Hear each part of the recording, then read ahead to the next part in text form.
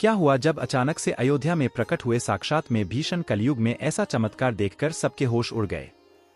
प्राण प्रतिष्ठा से पूर्व अयोध्या में कई बड़े चमत्कार हो चुके हैं, जिसमें गिद्धों का देखना, भालुओं का दिखना, जमीन में से मां सरयू नदी का प्रकट होना शामिल है। लेकिन इस चमत्कार को अभी तक का सबसे बड़ा चमत्कार कहा जा रहा है, जिसके पीछे की सच्चाई जानकर आपके पैरों तले जमीन खिसक जाए आएगी। आखिर क्या है सच्चाई? क्या सच में लंका के राजा भीषण अपने मित्र राम लल्ला से मिलने पहुंचे हैं? क्या वे भी भीषण आज भी जीवित है? ऐसे कई रहस्य से पर्दा उठेगा। आज की इसी वीडियो में शुरुआत करने से पहले अगर आप एक सच्चे सनातनी हैं और राम मंदिर बनने से बेहद खुश हैं, तो इस वीडियो को लाइक करें और कमेंट बॉक्स में जय श्री राम जरूर लिखें। अयोध्या में राम मंदिर की प्राण प्रतिष्ठा की तैयारी जोर शोर से चल रही है। 22 जनवरी को तो राम लला को गर्भगृह में स्थापित किया जाएगा। हर राम भक्त को इस दिन का लंबे समय से इंतजार था। अयोध्या में 22 जनवरी से लेकर 25 मार्च तक कई खास कार्यक्रमों का आयोजन किया जाएगा। इस बीच मंदिर के गर्भगृह के निर्माण का काम 24 घंटे चल रहा है। 22 जनवरी को राम मंदिर में राम लल्ला की प्राण प्रतिष्ठा होने वाली है। किसी भी मंदिर में की जाने वाली भगवान की मूर्ति की प्राण प्रतिष्ठा का बहुत महत्व होता है। मूर्ति की प्राण प्रतिष्ठा के बिना भगवान का पूजन अधूरा माना जाता है। आगे वीडियो में जानते हैं कि प्राण प्रतिष्ठा क्या होती है और जानेंगे विभीषण के राम मंदिर में प्रकट हुए सनातन धर्म में किसी भी मूर्ति की प्राण प्रतिष्ठा बहुत महत्वपूर्ण मानी जाती है। प्राण प्रतिष्ठा मूर्ति स्थापना के समय किया जाता है। किसी भी मूर्ति की स्थापना के समय उस प्रतिमा रूप को जीवित करने की विधि प्राण प्रतिष्ठा कहलाती है। प्राण शब्द का अर्थ जीवन शक्ति और प्रतिष्ठा का अर्थ स्थापना होता है। ऐसे में प्राण प्रतिष्ठा का अर्थ जीवन शक्ति की स्थापना करना या देवता को जीवन में लाना होता है। बिना प्राण प्रतिष्ठा के कोई भी मूर्ति पूजा के योग्य नहीं मानी जाती है। मान्यता है कि प्राण प्रतिष्ठा के जरिए मूर्ति में जीवन शक्ति का संचार होता है और वह मूर्ति देवता के रूप में बदल जाती है, अर्थात आप साक्षात प्रभु श्री राम अयोध्या राम मंदिर में निवास करने वाले हैं। और जब स्वयं प्रभु एक बार पुनः अयोध्या आ रहे हैं, तो उनके प्रिय मित्र व भक्त विभीषण कैसे पीछे रह सकते हैं? क्योंकि जब प्रभु श्री राम ने रावण का वध किया था, लंका पर विजय पाई थी और पुष्पक विमान के जरिए जब वह फिर से अयोध्या लौटे थे, तब प्रभु श्री राम के साथ विभीषण जी भी अयोध्या आए थे और कई दिनों तक अयोध्या में ही रुके थे। इसके बाद उन्होंने अंक का राज सिंहासन संभाला और लंका के राजा बन गए। यानी प्रभु श्री राम की भक्ति उनके लिए बहुत भाग्यशाली साबित हुई है, क्योंकि जो राम की शरण में आ जाता है उसका उद्धार निश्चित है। लेकिन क्या विभीषण आज भी जिंदा है? इसका जवाब आपको आगे की वीडियो देखकर पता चलेगा।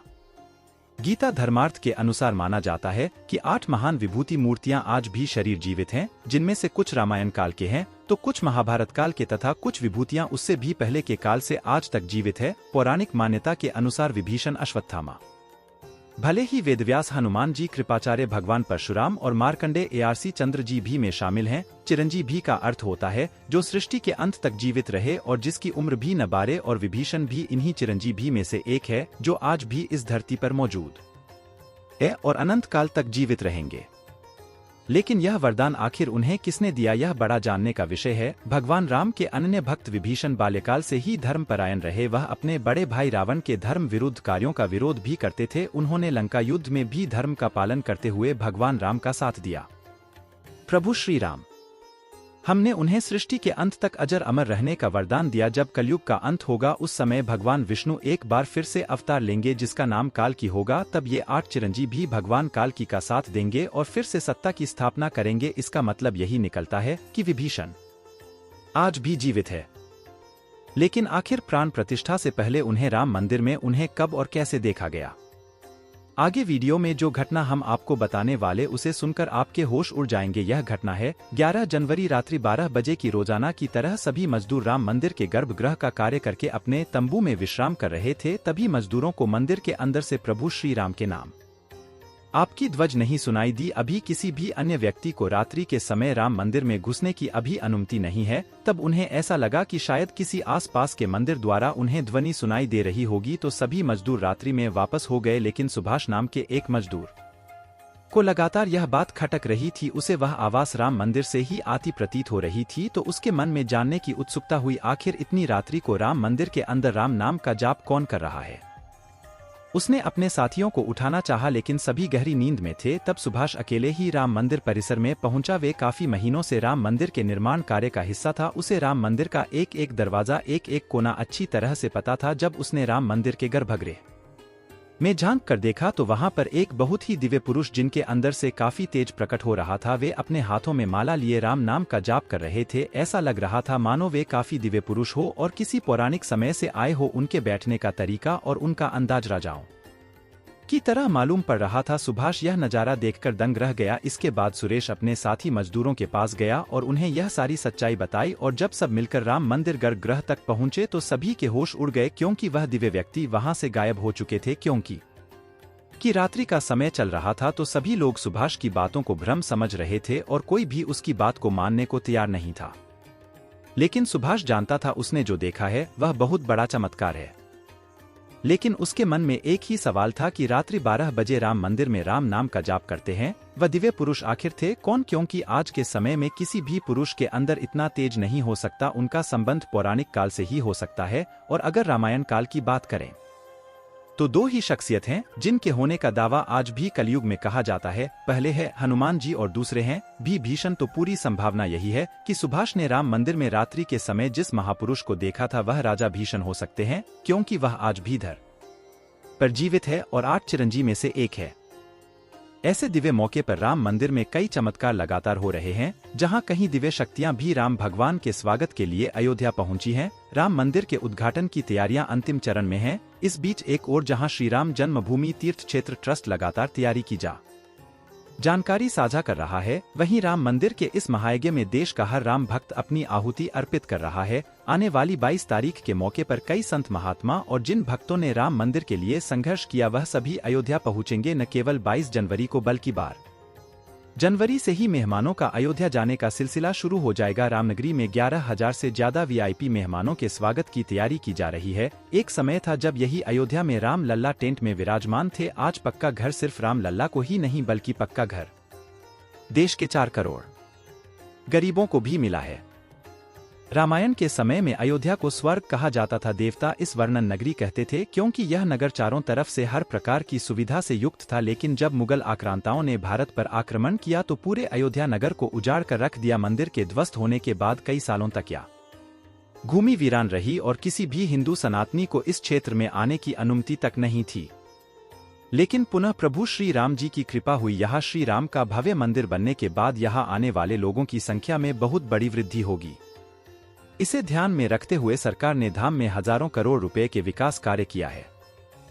राम मंदिर की प्राण प्रतिष्ठा से पहले प्रधानमंत्री मोदी ने अयोध्या में अलग अलग विकास कार्यों का उद्घाटन किया और महर्षि वाल्मीकि इंटरनेशनल एयरपोर्ट अयोध्या धाम भी लोगों को तोहफे में दिया। इस एयरपोर्ट को पूरी तरह से भगवान राम से जोड़ा गया है, जिसकी आपको श्री राम से जुड़ी सजावट देखने को मिलेगी। इस एयरपोर्ट के अंदर घुसते ही हमेशा लगता है हम फिर से रामायण काल में आ गए हो। आपको बता दें कि इस एयरपोर्ट को 20 महीने के रिकॉर्ड समय में तैयार किया गया है। उत्तर प्रदेश सरकार की ओर से अयोध्या एयरपोर्ट के लिए 821 एकड़ भूमि मुहैया कराई गई थी। 14 साल का वनवास पूरा करके और रावण का वध करके जब भगवान श्री राम पुनः अयोध्या पहुंचे थे तो अयोध्या के घर घर में दिवाली मनाई गई थी। हर घर में दीपक प्रज्वलित किए गए थे। तो जब अब पुनः प्रभु श्री राम अपने धाम को लौटने वाले हैं तो हम 40 करोड़ देशवासी आखिर कैसे पीछे रह सकते हैं।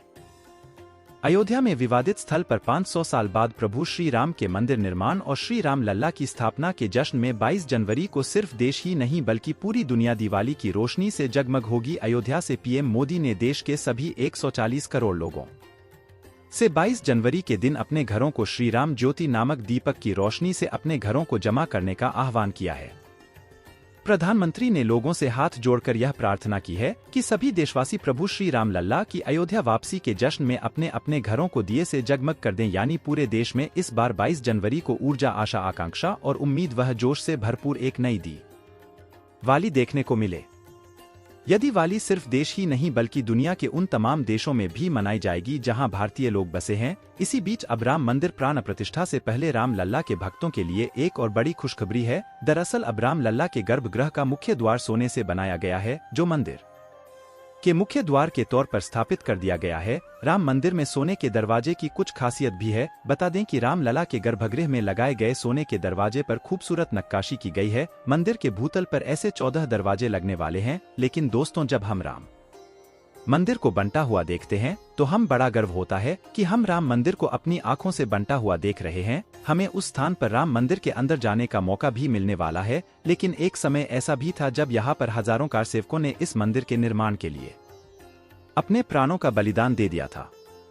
128 ईस्वी में श्री राम मंदिर को बाबर के आदेश से उसके सेनापति मीर बाकी ने गिराकर वहां एक मस्जिद बना दिया। इसके बाद से हिंदू समाज एक दिन भी चुप नहीं बैठा, वह लगातार इस स्थान को पाने के लिए संघर्ष करता रहा। 23 दिसंबर 1939 को हिंदू वहां रामलला की मूर्ति स्थापित कर पूजन एवं अखंड कीर्तन शुरू कर दिया। विश्व हिंदू परिषद द्वारा इस विषय को अपने हाथ में लेने से पूर्व तक 76 बार श्री राम जन्मभूमि मुक्त कराने के प्रयास किए हिंदुओं ने किया, जिसमें देश के हर भाग से हजारों नर नारियों का बलिदान हुआ, पर सफलता उन्हें कभी नहीं मिला।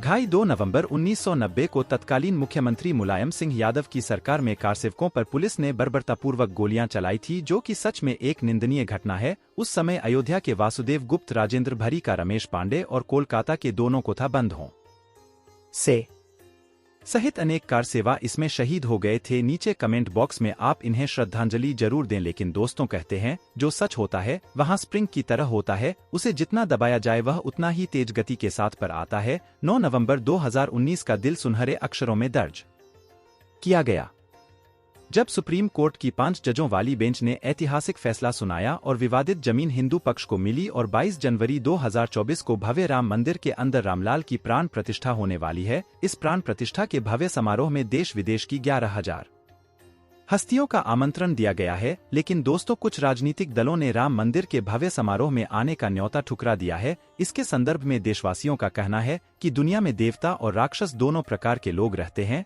देवता मंदिर में प्रवेश कर सकते हैं, लेकिन रक्षा मंदिर के अंदर नहीं जाते। जोड़ा नीतिगत दल मंदिर की प्राण प्रतिष्ठा में आने से मना कर रहे हैं। इन्हें राक्षसों के साथ जोड़कर देखना गलत नहीं होगा। जल्द ही राम मंदिर आम जनता के लिए भी खोल दिया जाएगा। राम मंदिर की भव्यता, लोगों के मन में राम मंदिर को लेकर के उत्साह और साथ अयोध्या शहर का विस्तार उन सभी बलिदानों की आत्मा को शांति प्रदान करेगा और देश की प्रगति में भी जरूर सहयोग करेगा। हम दोस्तों आशा करते हैं कि आज की वीडियो के माध्यम से आप राम मंदिर को और उसके इतिहास को करीब से जान पाए होंगे। सभी हमेशा करते आज की वीडियो आपको पसंद आई होगी, लाइक जरूर करें और कमेंट बॉक्स में सभी प्रकार सेवकों के बलिदान के प्रति आप श्रद्धांजलि जरूर दें।